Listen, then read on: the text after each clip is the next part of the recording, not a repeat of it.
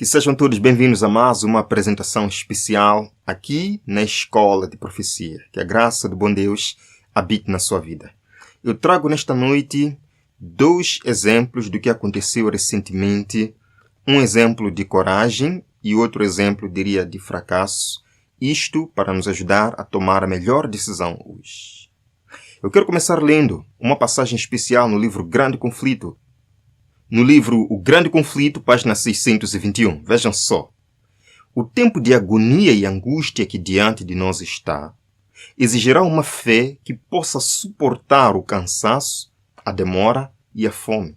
Fé que não desfaleça, ainda que severamente provada. O tempo de graça é concedido a todos, a fim de se prepararem para aquela ocasião. Jacó prevaleceu porque era perseverante e decidido. Sua vitória é uma prova do poder da oração importuna. Todos os que lançarem mãos das promessas de Deus, como ele o fez, e como ele forem fervorosos e perseverantes, serão bem-sucedidos como ele o foi. Esta é uma verdade que nós não gostamos muito de admitir. O tempo de angústia e provação está diante de nós. E para tal, nós precisaremos de uma fé e uma experiência que ainda não possuímos. Que seja capaz de suportar o cansaço, a demora, a fome, a perseguição, a privação, a perda do cargo, a perda da família. Tudo isto nós precisamos de fé. Para tudo isto a gente precisa de fé. E esta fé desenvolve-se agora. Irmãos, trago-vos aqui uma história real. Aconteceu este mês. Andriy Skliar, um líder da missão adventista do sétimo dia na Ucrânia, foi condenado a 5 anos de prisão por recusar o serviço militar obrigatório com base em suas convicções religiosas. Vejam aqui. De acordo com este relatório publicado pelo Serviço de Notícias do Fórum 18, o Tribunal Distrital de Kozelets condenou o pastor adventista de 34 anos de idade. Isto aconteceu em 10 de junho de 2026. Ele foi condenado a 5 anos e 1 mês de prisão. De acordo com este documento, meus irmãos, o pastor solicitou repetidamente um serviço alternativo, citando suas convicções cristãs.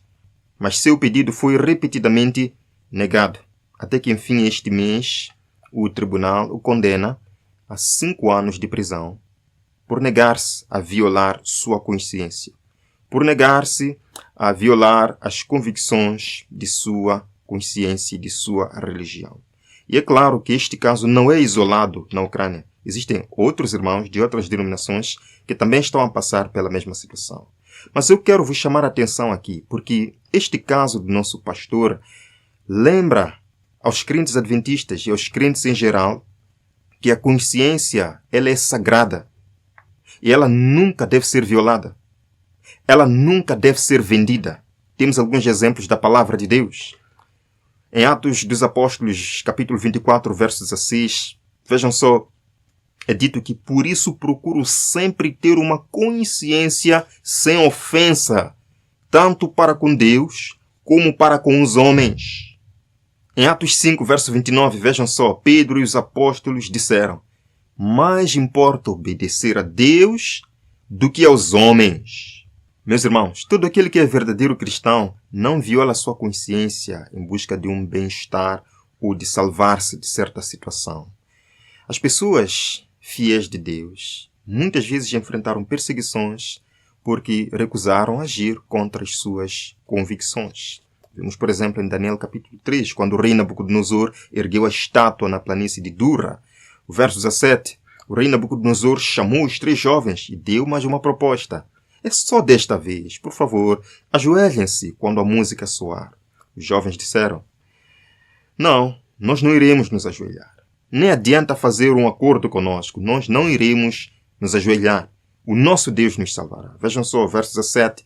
Eis que o nosso Deus, a quem nós servimos, é que nos pode livrar.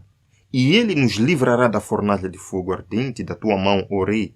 Irmãos, este tipo de fé, este tipo de resposta firme e convicta não surge de um dia para a noite. É resultado de uma experiência pessoal com Jesus.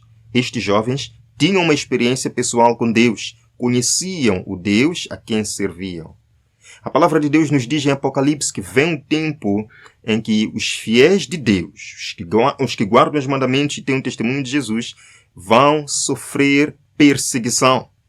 E esta perseguição virá, acima de tudo, para fazer-lhes violar as suas convicções. Infelizmente, muitos cederão a esta pressão. Leiam Apocalipse capítulo 13, começando os versos 17, versos 15 a 17, que já assim dizer.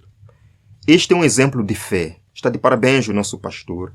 E nós oramos para que Deus realize um milagre e essa decisão do tribunal seja revogada em nome de Jesus e que ele continue trabalhando para a causa do Senhor. Agora quero vos mostrar outro episódio que aconteceu neste mês também.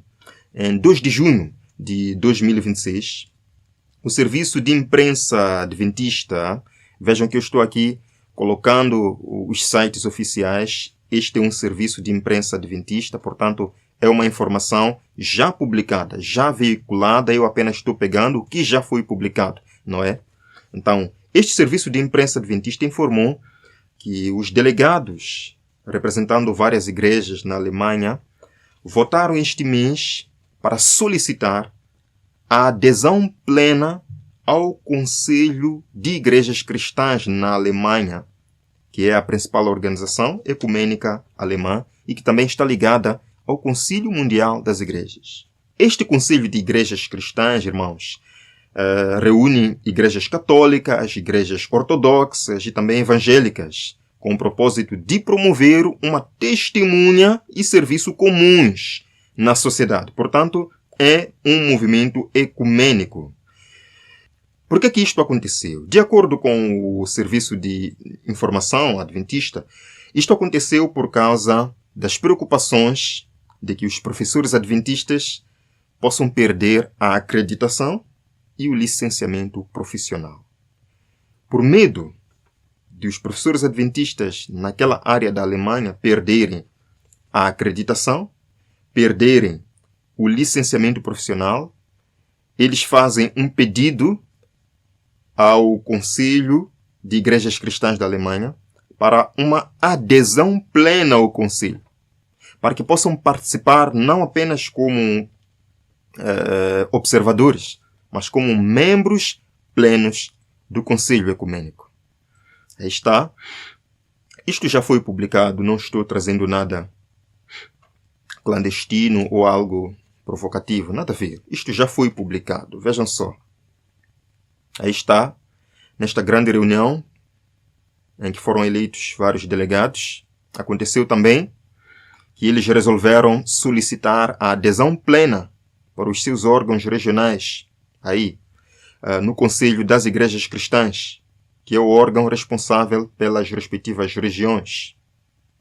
Entre os argumentos para se candidatar à adesão plena, estava o fato de que, na Baixa Saxônia, apenas educação religiosa cristã não denominacional será oferecida nas escolas públicas no futuro e que a licença de ensino para professores depende da sua filiação com uma igreja que é um membro pleno do Conselho de Igrejas Cristãs.